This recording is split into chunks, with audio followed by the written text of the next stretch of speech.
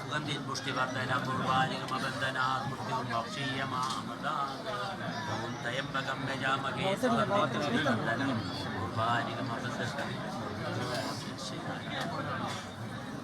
ബ്രഹ്മഗുരു വിഷ്ണുഗുരുദേവ മഹേശ്വരൻ തസ്മൈ ശ്രീ നാരായണ ഗുരുവേ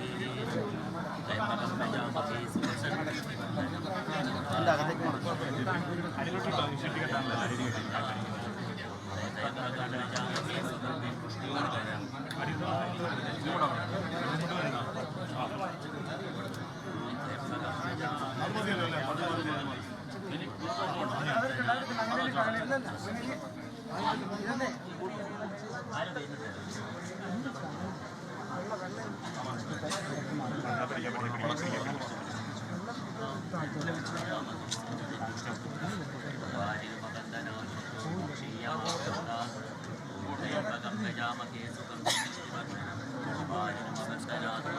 പുരോഗമിക്കുകയാണ്.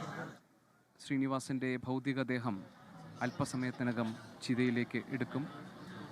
മകൻ വിനീത് ശ്രീനിവാസനാണ് അന്ത്യകർമ്മങ്ങൾ നടത്തുക. അതിനുവേണ്ടി ഉള്ള ഒരുക്കങ്ങളിലേക്ക് കടക്കുകയാണ്. നമുക്ക് ദൃശ്യങ്ങളിൽ കാണാൻ കഴിയും. അദ്ദേഹത്തിൻ്റെ ഭാര്യ, അദ്ദേഹത്തിൻ്റെ മക്കൾ, അടുത്ത ബന്ധുക്കൾ, സുഹൃത്തുക്കളും അവസാനമായി അദ്ദേഹത്തിന് ഒപ്പം നിൽക്കുന്ന ദൃശ്യങ്ങൾ നമുക്ക് കാണാൻ കഴിയും. നമ്മൾ നേരത്തെ പറഞ്ഞതുപോലെ തന്നെ വിശ്വാസങ്ങളുടെ ഏതെങ്കിലും ഒരു വിശ്വാസങ്ങളുടെയോ ഭാഗമായി ശ്രീനിവാസൻ ഒരു കാലത്തും നിലകൊണ്ടിട്ടില്ല.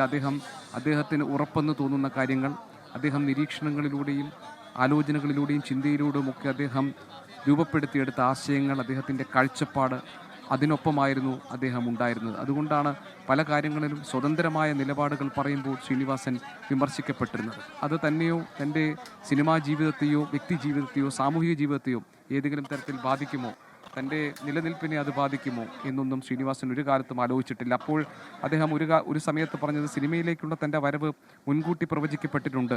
ഒരു കൈനോട്ടക്കാരൻ അദ്ദേഹത്തിന് കയ്യിൽ നോക്കി സിനിമയുടെ സമസ്ത മേഖലകളിലും സംഭാവന നൽകാൻ പ്രാപ്തിയുള്ള ഒരാളായി താങ്കൾ ഭാവിയിൽ മാറും എന്ന ഒരു പ്രവചനം നടത്തിയതിനെക്കുറിച്ച് ശ്രീനിവാസൻ ചില അഭിമുഖങ്ങളിൽ അനുസ്മരിക്കുന്നത് നമ്മൾ കണ്ടിട്ടുണ്ട്. അപ്പോൾ താങ്കൾ കൈനോട്ടത്തിൽ വിശ്വസിച്ചിരുന്നു എന്ന് ചോദിച്ചപ്പോൾ കൈനോട്ടത്തിൽ അന്നും ഇന്നും എനിക്ക് വിശ്വാസമില്ല, പക്ഷേ എൻ്റെ ചില കാര്യങ്ങൾ പറഞ്ഞത് ശരിയായി, അത് എനിക്ക് മുന്നിൽ ഒരു അത്ഭുതമായി നിൽക്കുന്നു എന്ന് മാത്രമാണ് ശ്രീനിവാസൻ പറഞ്ഞത്. അതുകൊണ്ട് തന്നെ ഏതെങ്കിലും തരത്തിലുള്ള വിശ്വാസങ്ങളെ മുറുകെ പിടിക്കാനോ ഏതെങ്കിലും തരത്തിലുള്ള അന്ധവിശ്വാസങ്ങളെ പ്രചരിപ്പിക്കാനോ അതിൻ്റെ വക്താവാകാനോ ശ്രീനിവാസൻ ഒരു കാലത്തും നിന്നിട്ടില്ല.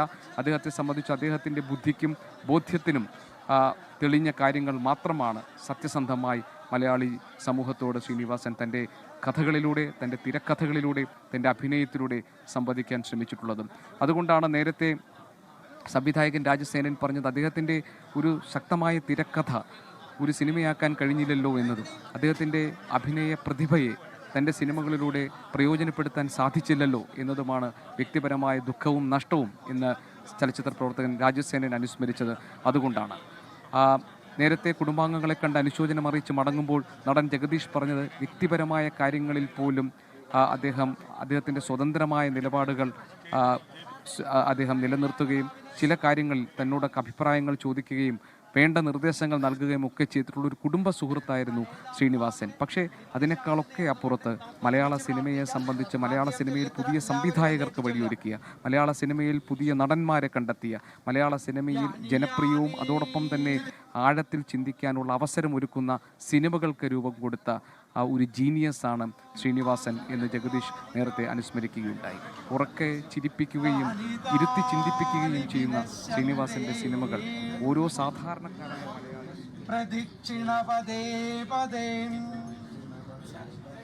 മന്ത്രഹീനം ഭക്തിഹീനം ക്രിയാഹീനം മഹേശ്വര സർവം ക്ഷമസ്തുഭ്യം മുഞ്ചത്വം പിതർനമാം വനമാലേ ഗതിർശാംഗിം ശംഗീ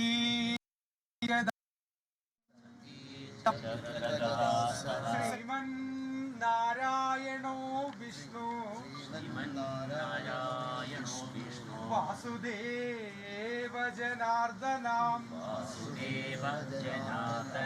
ദൈവമേ സച്ചിദാനന്ദ ദൈവമേ ഭക്തവത്സല ദൈവമേ നിന്റെ സായുജ്യം പരേതാത്മാവിനെ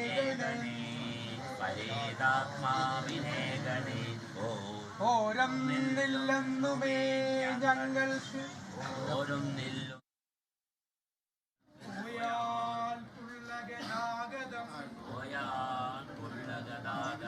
എല്ലാം നിന്നിൽ സമർപ്പിക്കൂ. ലോകത്തെവിടെയായാലും ഏത് സമയത്തും 24 വാർത്തകളും ഓഗ്മെന്റഡ് റിയാലിറ്റി പാക്കേജുകളും എക്സ്പ്ലെയിനറുകളും വിശദമായി കാണാൻ ഞങ്ങളുടെ യൂട്യൂബ് ചാനൽ നിങ്ങൾക്ക് സബ്സ്ക്രൈബ് ചെയ്യാം.